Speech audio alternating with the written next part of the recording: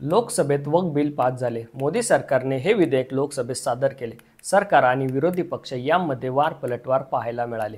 सरकारचे म्हणणे आहे की या विधेयकामुळे मुस्लिमांना फायदा होईल, तर विरोधी पक्षाचे म्हणणे आहे की सरकार हिंदू-मुस्लिम यामध्ये मोठ्या प्रमाणावर ध्रुवीकरण करण्यासाठी हे विधेयक घेऊन आले आहे आणि सरकारचा डोळा या जमिनीवर आहे. 12 तासाच्या चर्चेनंतर झालेल्या मतदानात 288 मते या विधेयकाच्या बाजूने तर 232 मते विधेयकाच्या विरोधात पडली. हे विधेयक पास होण्यासाठी भाजपला एनडीएच्या महत्त्वाच्या घटक पक्षांची गरज होती, ज्यामध्ये नितीश कुमार यांची जेडीयू, चिराग पासवान यांची एलजेपी, चंद्राबाबू नायडू यांची टीडीपी या पक्षांचा समावेश होता. तर या व्हिडिओमध्ये वक्फ बोर्ड आणि विधेयकातील तरतुदी याबद्दल चर्चा करू.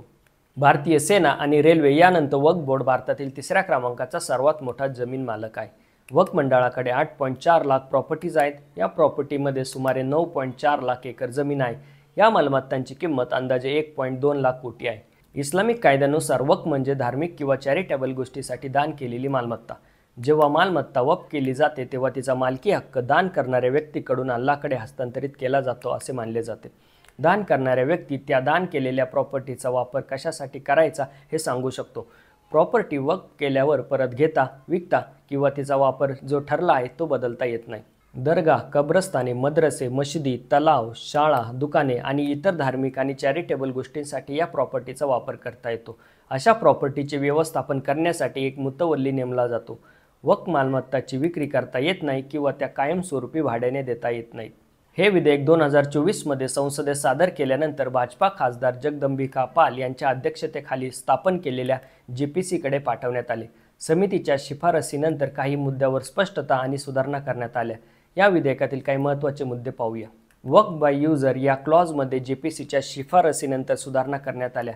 ज्या एक्झिस्टिंग मालमत्ता वक्फ म्हणून घोषित करण्यात आल्या आहेत पण त्यांचे योग्य डॉक्युमेंटेशन नाही, त्यांचा स्टेटस कायम राहील. जोपर्यंत त्यावर वाद उभा राहत नाही किंवा त्या मालमत्ता सरकारी मालमत्ता म्हणून घोषित केल्या जात नाही तोपर्यंत त्यांच्यात बदल होणार नाही. मात्र नवीन वक्फ करण्यात येणाऱ्या प्रॉपर्टीचे वक्फ केल्याचे प्रॉपर डॉक्युमेंटेशन असणे गरजेचे असेल. पूर्वीच्या कायद्यानुसार वक्फ ट्रिब्युनलचा निर्णय अंतिम समजला जात असे. मात्र नवीन विधेयकानुसार संबंधित पक्ष 90 दिवसाच्या आत उच्च न्यायालयात अपील करू शकतात. ही तरतूद ट्रिब्युनलच्या अनियंत्रित अधिकारावर आळा घालण्यास मदत करेल. नवीन विधेयकानुसार केंद्र सरकार सेंट्रल वक्फ बोर्डमध्ये 3 खासदार नियुक्त करू शकते आणि ते मुस्लिम नसले तरीही चालतील. तसेच राज्य वक्फ मंडळामध्ये किमान 2 सदस्य नॉन मुस्लिम असणे आवश्यक आहे. याशिवाय वक्फ मंडळातील मुस्लिम सदस्यापैकी किमान 2 महिला सदस्य असणे आवश्यक आहे.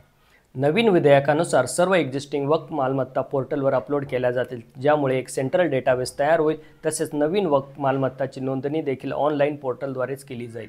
नवीन विधेयकानुसार वक्फशी संबंधित मालमत्तावरील वाद कलेक्टरपेक्षा सिनियर अधिकाऱ्याद्वारे पाहिले जातील. सेंट्रल वक्फ काउन्सिल ही एक मिनिस्ट्री ऑफ मायनॉरिटी अफेअर्सच्या अंतर्गत येणारी एक ॲडवायझरी बॉडी आहे. सेंट्रल गव्हर्नमेंटला वक्फ संबंधित ॲडवाईस देते. तसेच प्रत्येक राज्यात किंवा युनियन टेरिटरीमध्ये एक वक्फ बोर्ड असतो जो या मालमत्तावर नियंत्रण ठेवतो. असे 30 वक्फ बोर्ड भारतात आहेत.